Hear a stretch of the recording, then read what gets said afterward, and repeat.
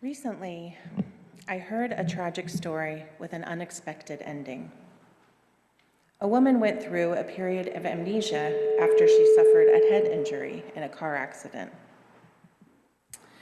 Afterwards, she made drastic and long-lasting changes to virtually her entire life. One might think she made these changes because the head injury or the trauma from the accident, but it was actually because of the time she was given to step away from her ordinary routines. For the first time, she was given a moment to re-examine her life and reassess her priorities. She said she vowed to take nothing in her former life as a given. She tore her beliefs and values down to the studs and rebuilt them. This woman's story has stayed with me as I have been thinking more and more about what my life will be as the world starts opening up again.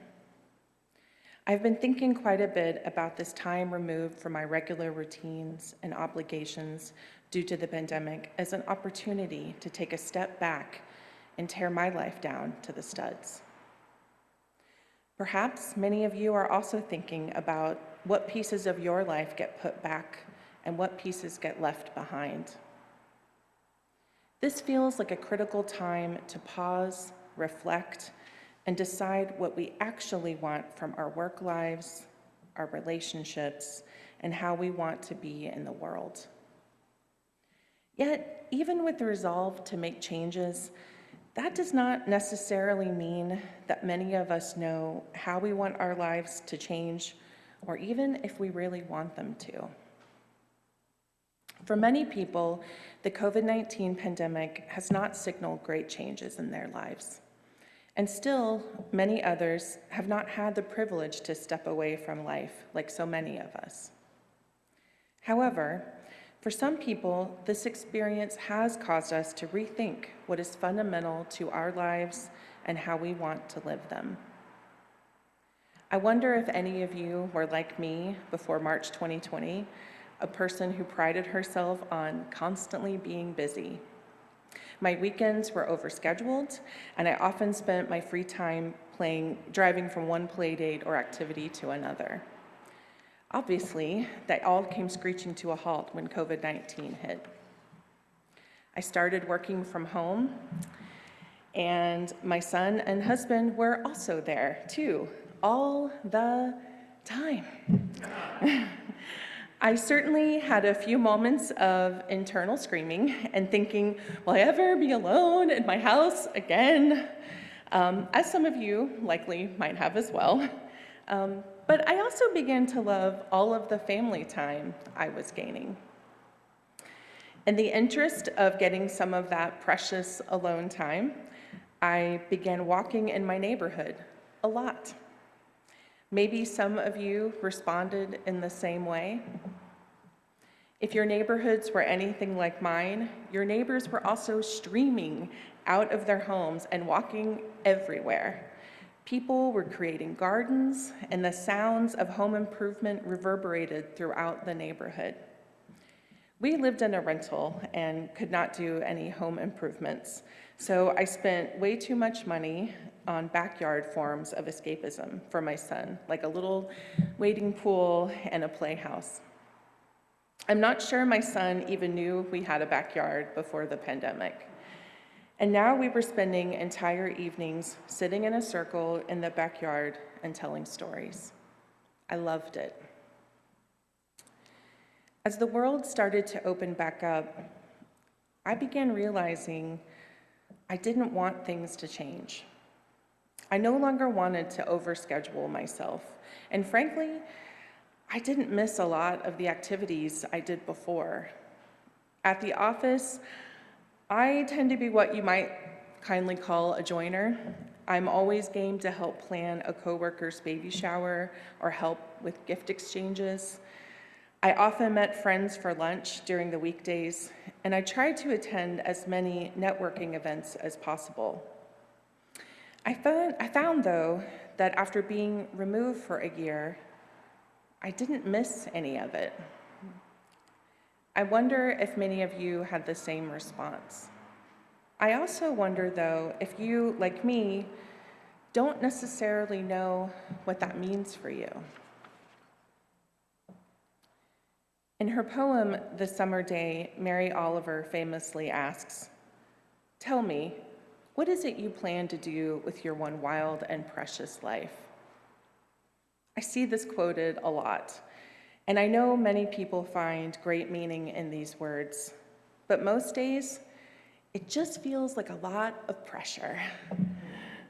I know there's often the advice to live your life as if each day were your last, but who has energy for that?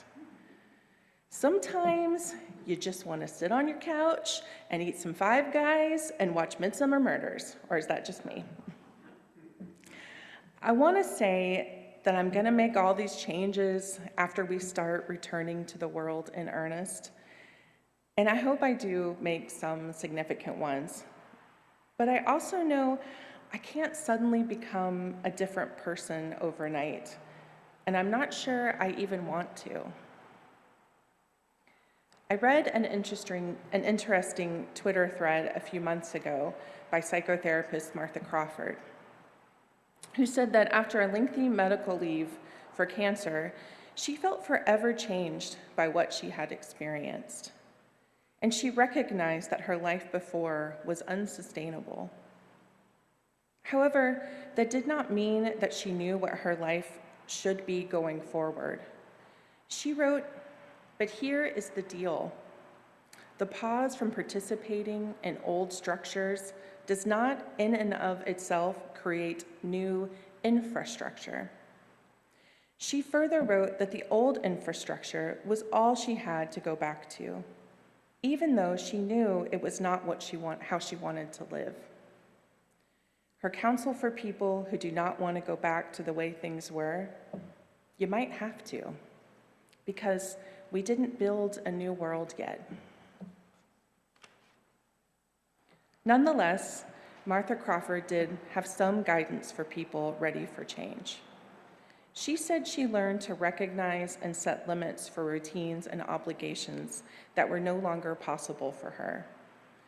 She also started one or two small things and let other parts of her life fade away from inactivity or inattention. She said, "If I was handed all the infrastructural change I yearned for the minute the worst of the trauma lifted, it frankly would have destroyed me." So she moved in smaller increments and committed to change, but understood that it would not come overnight. Ultimately, we're still the same people we always were. And most of us cannot expect to make seismic, life-altering changes in a matter of a few months. And what if you're not sure if your life even could change? Some of you may be thinking, what you want back is the life you had before. I'm sure there are some of you asking, what if I don't want to make any changes? Or who only see loss rather than gain when talking about the pandemic. I think that's okay too. Having taken a step back from life, could we be forgetting how much we need the small, mundane parts of our lives? Perhaps it is important we are reminded of the tiny ways in which the people and routines and obligations in our lives can give us great meaning. An article titled, "The Pandemic Has Erased Entire Categories of Friendship," quotes social psychologist Gillian Sandstrom, who says, "Regular interaction with people outside our inner circle just makes us feel like more a part of a community or part of something bigger. People on the peripheries of our lives introduce us to new ideas, new information, new opportunities, and other new people."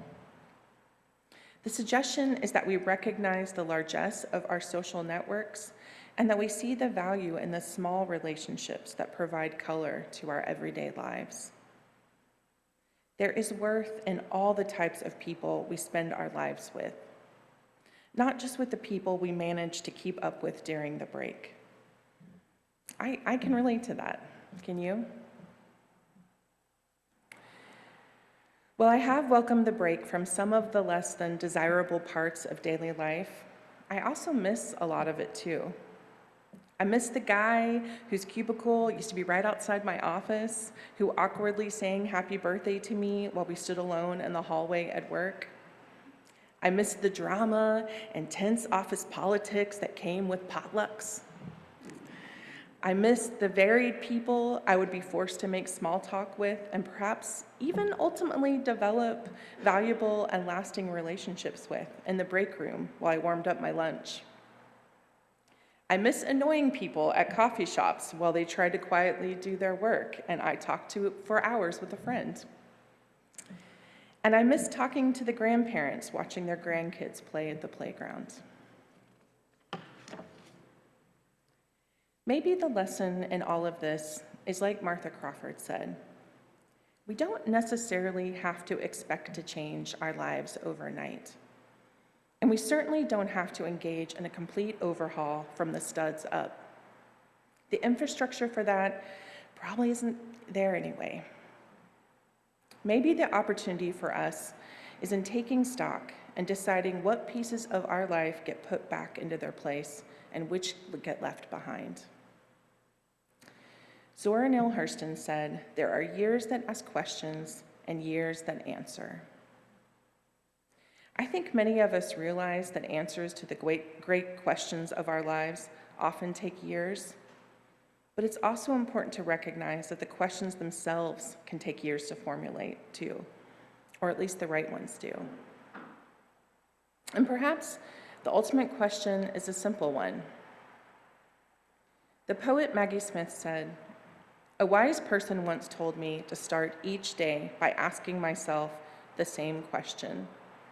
What else is possible?" There it is, an opening when things may feel like they're narrowing or even closing. What else is possible?